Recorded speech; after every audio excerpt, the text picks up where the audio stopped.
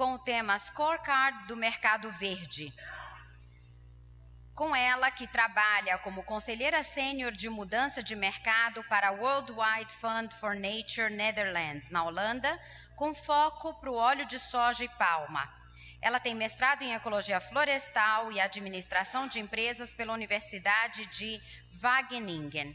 Por favor, vamos saudar a senhora Sandra Mulder. Thanks for getting up in time to be here. Some people were here waiting at 8:30, so I apologize we didn't start that time, but we're really now eager to hear more. My name is Sandra Mulder, but I put my colleague Carrie Svingen also on this slide because we have been working on this project together with other colleagues as well. But Carrie is also here in the room. She's our communication manager, so if you have questions for her later, please go ahead. I put the jaguar on this first slide. I'm going to present the report that we issued today. The jaguar representing some of the habitats that we try to protect in South America. But some of my colleagues, they argued we should have used another animal on the slide, which I'm going to show. And that's the pigs. Oh, is it too loud? Well, the question is, why pigs on the slide?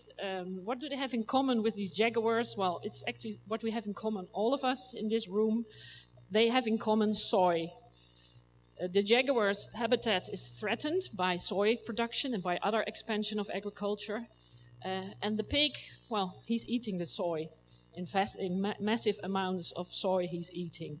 Also chicken and other animals. I like the picture. I like pigs a lot. They're very intelligent.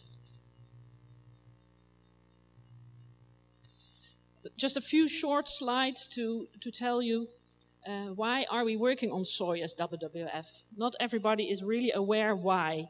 The link between our conservation work, we are a big international conservation organization, and soy is not clear to everyone.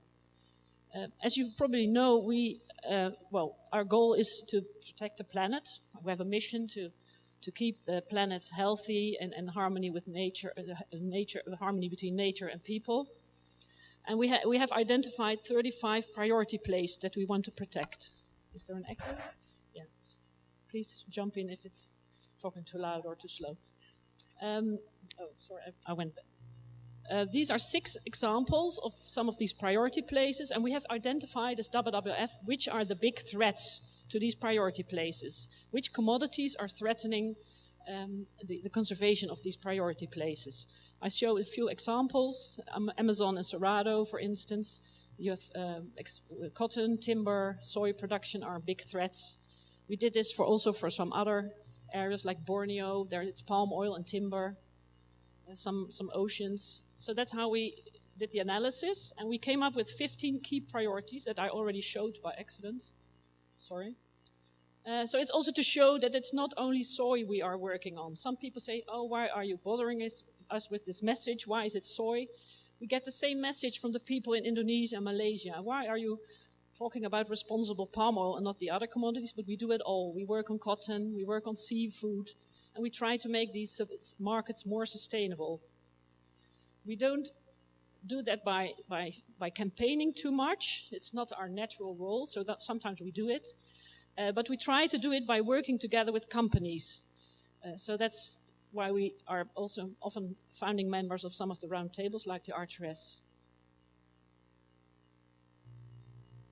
So now, focusing on soy. Why is soy one of these 15 key priorities that we have chosen?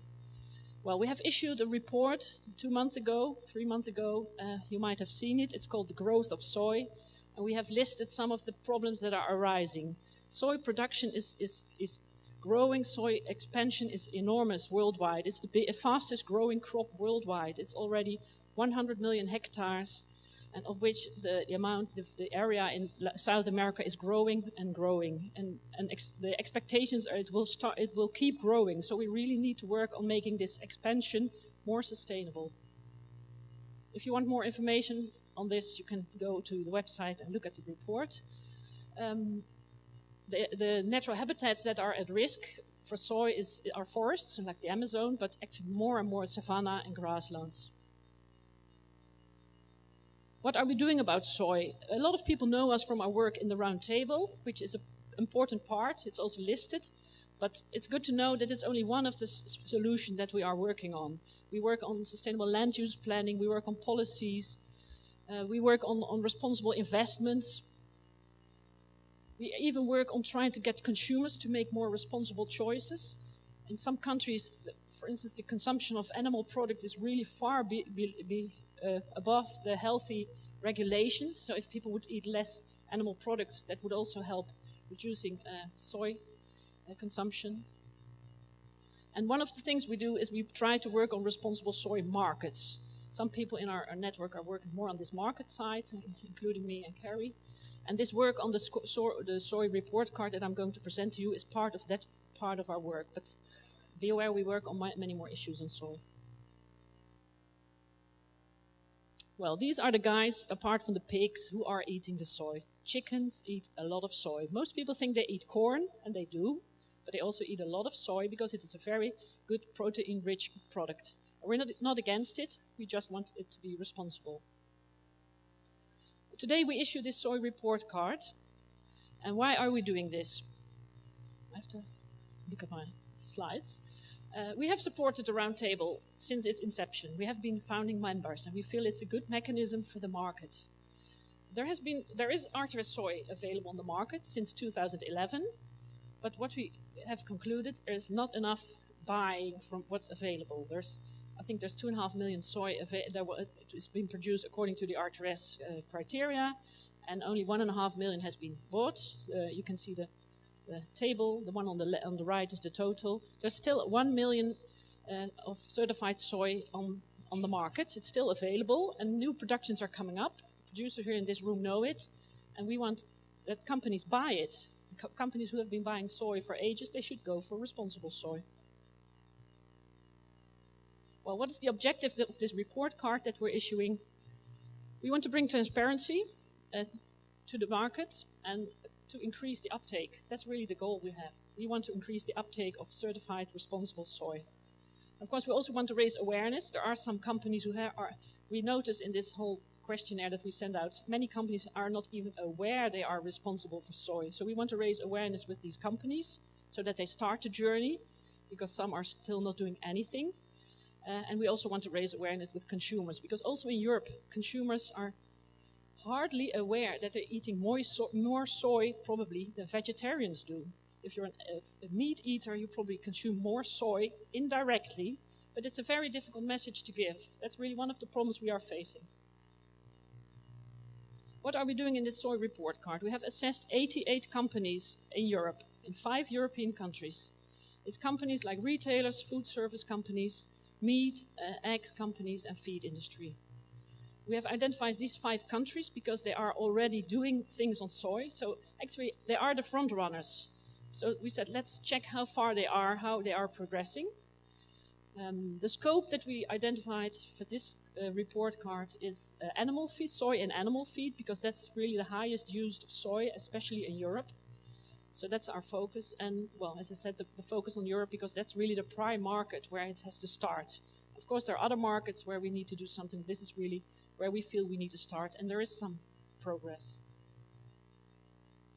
Well, what did we do? We assessed the companies on several issues. I have summarized it, especially the commitment that they have on RTS, certifying RTS, sourcing or indirectly specifying soy for animal feed, either RTS or Proterra in case of non-GM.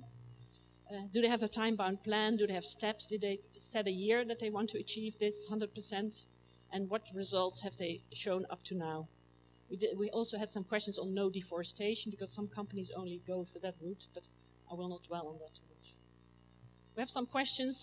I'm not going to read them out. We asked them, do you know how much soy you use? Some really calculated it, which is good, including some retailers. Some are totally unaware that they do use soy. Some even responded, we're not responsible, we don't do soy. I only have 10 minutes, I have to speed up. So what are the results? The headline findings. We asked if there are members of RTS, and only 31 out of 88 are RTS member. We also asked about Proterra membership, but there was none. 14 companies have made individual commitments, and for 100% in 2015, and some additional 13 have made commitments with a more narrow scope. I think I'm not going to read them out, but actually the end finding is that more companies really need to make these commitments, individual corporate commitments for the full scope of the products. We really feel there's a lot of extra steps that need to be taken. We categorized the 88 companies in 4 sectors to compare them with their peers. The first sector is the retailer and food service companies. We assessed 32 of them. Only 16 of them have some progress. There were 16 companies who either told us they were not doing anything, didn't have a commitment or anything, and there were also a lot of companies who didn't respond even. They didn't bother to respond. We asked them these questions, we asked them again, and we didn't get a reply. So half of the retailers didn't really come back to us on this. This is a table, as you can see it in the report. You don't have to read it. We categorized them into 4 groups. The upper group, the dark green, is the companies who are really on track. The second group is a group of companies who are progressing, but we wanted them to speed up. The third group is the light red. They did respond, which we feel is a good sign. Some even said, please give me more information. So that's the awareness raising part, so that's why it's light red. The dark red companies did not respond. They didn't send in the questionnaire. Some of them did send an email saying, we don't use soy, I'm sorry. And then we said, well, we think you do, but that's the non-respondent category. And you can see it's quite large. Well, some highlights. The best performing retailers are listed here. Ahold, Super Unie in the Netherlands. The 3 Swedish retailers who just signed up with the Swedish Soy Dialogue. And Marks & Spencer and Waitrose in the UK. The food service companies were really lagging behind. Only KLM and Martin & Servera in Sweden have good results. And as said, only 18 companies have not joined the R2S yet. The second group is the consumer goods manufacturers, including the dairy. We put them in that category. I think 7 of them did not have any progress or any commitment or didn't even respond. You can here see the table. The best performers, well, you probably already know if you were here yesterday. Arla is in the top group together with Friesland Campina. They're a big competitor, but I think it's good to have competing companies. There were only 4 of these companies who are a member of R2S, which is really disappointing. They are the brands on the market in Europe, and they are not even taking the responsibility. Only half of them made the commitments. Meat and egg companies, the next group. Well, you know, the pig, the chicken, the eggs, the chicken who produce the eggs. They are really where all the soy goes to via the feed. We assessed 27 of them, and 16 of them did not respond or did not have any progress. Only 1 made a 100% commitment. Well, not surprising that the one on the top who made this commitment actually was also presenting here yesterday. Well, I don't think they were presenting. Were they presenting? I'm doubting. But at least I talked to them. HK Scan, they were mentioned as the one who made this commitment recently to go for 100% for the full scope of their operations. It's a Finnish company. They have operations in several countries, and they have a commitment for all of this. So they're really on top. The Dutch companies are also showing progress, which is due to this Dutch national commitment. You might know that the Dutch all the supply chain actors together made a commitment to go for 100% R2S. So that's why they are doing quite well in the results. However, they are not on the top because most of the commitments only are for their national scope, so not for their international operations. And in some cases also the commitment is not individual through their sector organization. And that's actually one of the problems we are facing with them. Only 6 are members of the R2S, so not that many.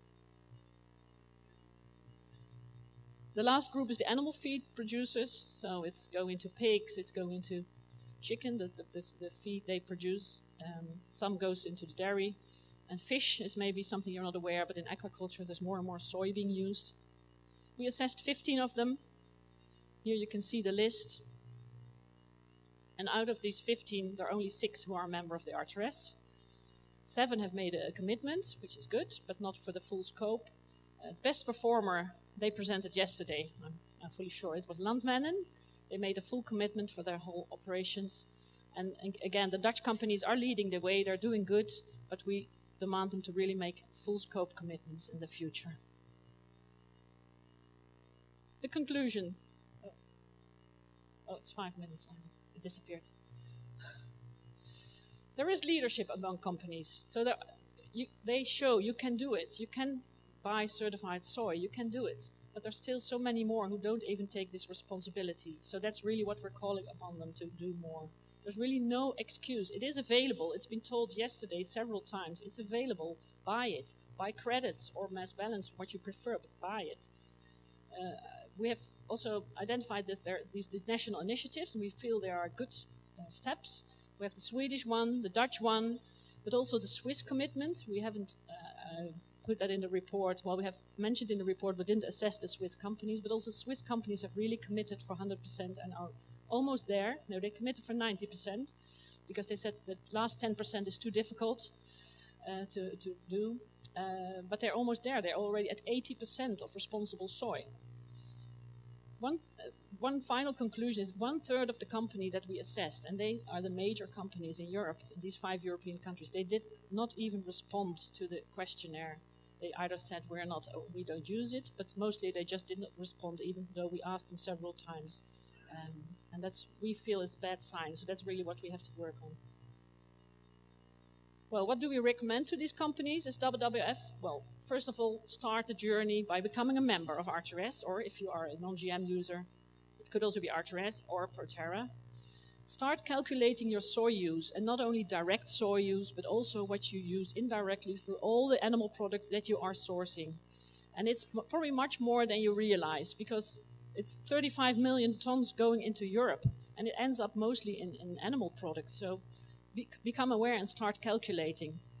Well, of course, we want them to commit to full 100% R2S or Proterra for the full scope of all their operations, not only in their country, but also outside. Make a time-bound plan. We don't expect everybody to jump from 0 to 100% in one day. You can take steps, but start buying now. Don't wait. Today we launched a report. We have launched a press release. There is already some interest from the media, so we hope this will help speed up the market in Europe. People will not always be happy with the results, but we want to really progress. Here you see the front cover of the soy report card, where we try to show people that the soy goes through the animals into your product on your barbecue. We hope to have made a contribution as WWF to try to get more market uptake, and that's my presentation. Thank you for listening.